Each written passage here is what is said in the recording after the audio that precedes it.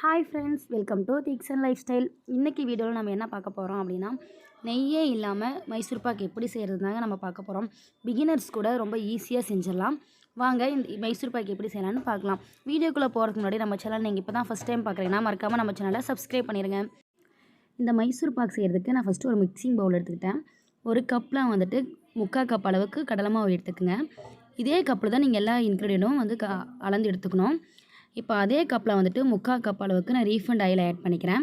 கட்டிகளே இல்லாத அளவுக்கு நம்ம நல்லா வச்சு நல்லா மிக்ஸ் பண்ணி விட்டுக்கலாம். 3/4 கப்பு கடலை மாவுக்கு 3/4 கப்பு வந்து ஆயில் வந்து கரெக்டான அளவு. நல்லா கட்டிகளே இல்லாத மாதிரி நல்லா மிக்ஸ் பண்ணி விட்டுக்கலாம்.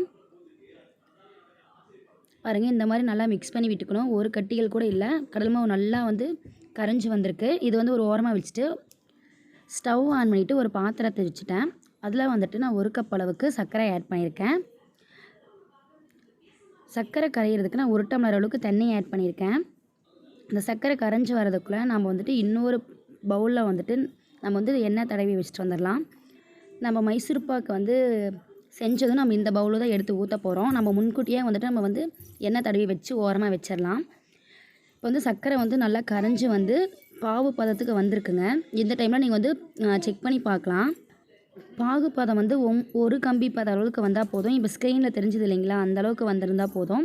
இப்போது இந்த ஸ்டேஜில் ஸ்டவ்வை வந்துட்டு லோ ஃப்ளேம் வச்சுட்டு நம்ம கரைச்சி வச்சுருக்க கடலை மாவை வந்துட்டு நம்ம வந்து ஃபுல்லாக ஆட் பண்ணி கைவிடாமல் நம்ம நல்லா மிக்ஸ் பண்ணி விட்டுக்கணுங்க.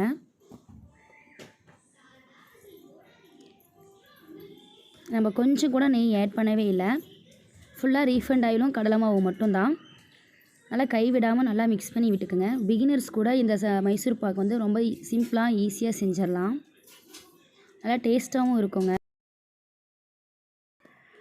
கடலெண்ணெய் தேங்காய் வந்துட்டு ஃப்ளேவர் உள்ள ஆயிலுங்க. அது நம்ம கண்டிப்பாக ஆட் பண்ணக்கூடாது.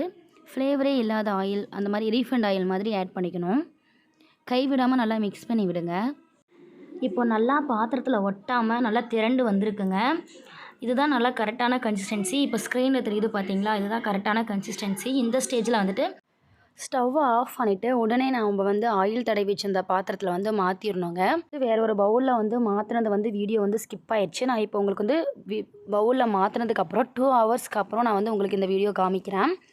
இப்போ வந்து நல்லா வந்து மைசூர் பாக்கு வந்து நல்லா வந்திருக்குங்க. இப்போ வந்து நான் உங்களுக்கு இது வந்து கட் பண்ணி காமிக்கிறேன். நான் இந்த மைசூர் பாக்கு வந்துட்டு 2 ஹவர்ஸ் வந்து ஃபேன் காற்றுலேயே வச்சுருந்தேன். அதான் சீக்கிரமாக ரெடி ஆகிடுச்சு. இப்போ பார்த்திங்களா, நான் நல்லா கட் பண்ணி காமிச்சிருக்கேன். நமக்கு தேவையான நெய்யே இல்லாத மைசூர் பாக்கு வந்து ரெடி ஆகிடுச்சுங்க. நல்லா சாஃப்டாக இருந்துச்சு. பிகினர்ஸ் கூட ரொம்ப ஈஸியாக செஞ்சிடலாம்.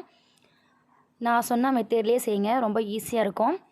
இந்த வீடியோ உங்களுக்கு பிடிச்சிருக்கும்னு நினைக்கிறேன். பிடிச்சிருந்தால் லைக் பண்ணுங்கள், ஷேர் பண்ணுங்கள், கமெண்ட் பண்ணுங்கள். மறக்காமல் நம்ம சேனலை சப்ஸ்கிரைப் பண்ணிடுங்க. தேங்க்ஸ் ஃபார் வாட்சிங்.